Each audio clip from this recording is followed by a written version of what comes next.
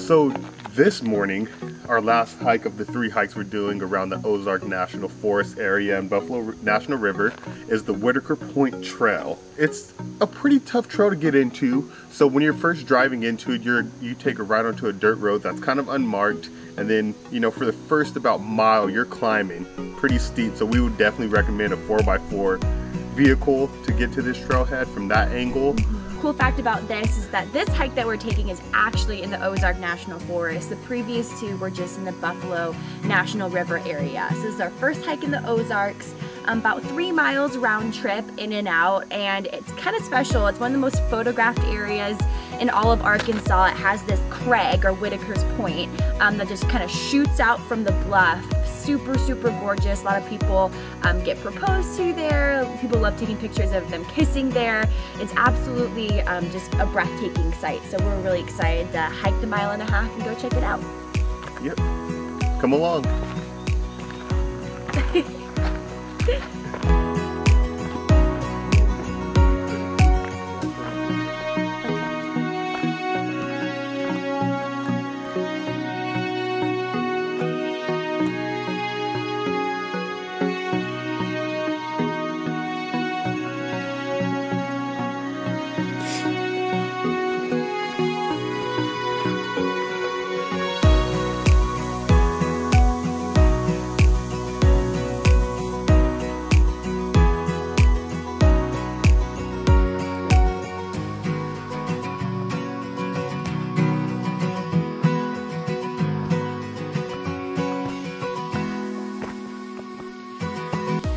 What you got in your right hand there, baby? This is my spiderweb stick. So, within the first 100 feet of this hike, we both walked through at least 3 spiderwebs each. We're doing everything we can to avoid them, but as a precautionary, we, you know, taking the stick and are going to keep it swinging in front of us. So. Speaking of the devil, I'm not even sure if y'all can see it. But, I mean, what we at least try to do is go around it. When we see him. When we see him. We don't want to ruin the spiders. Oh, and you just pulled it.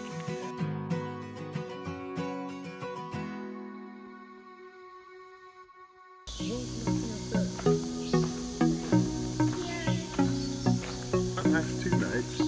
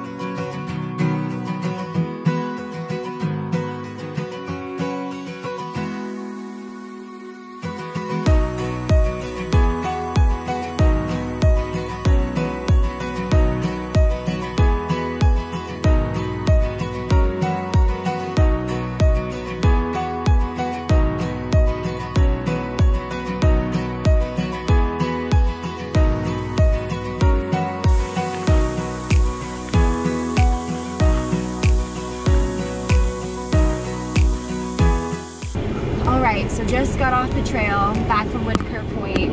Babe, what are some big takeaways from the hike? Some takeaways from the hike. I would say that it's not very well marked. There's a lot of red markings on trees, but the trail branches off into, like, spiders off into a lot of different trails on the way there. But each one does take you to the point of interest, which is Whitaker Point. I would advise to just, if you find a trail, stick to that one so you can easily remember how to get back the easiest, even though all get you there. It's like 423 feet of an elevation difference. Most of the climbing is done on the way back. On the way there, it's pretty easy. And on the way back, it gets a little brutal at the end, but right at the point we were like, I don't want to do this anymore, is when you encounter the parking lot, which makes it nice. Yep. But besides that, I mean, like anything in the Ozarks or near the Ozarks, go in the morning or go in the late afternoon. The high noon sun would have been kind of brutal.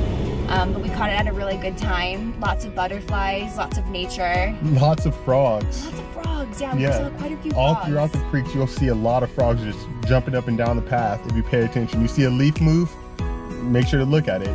It might be a frog.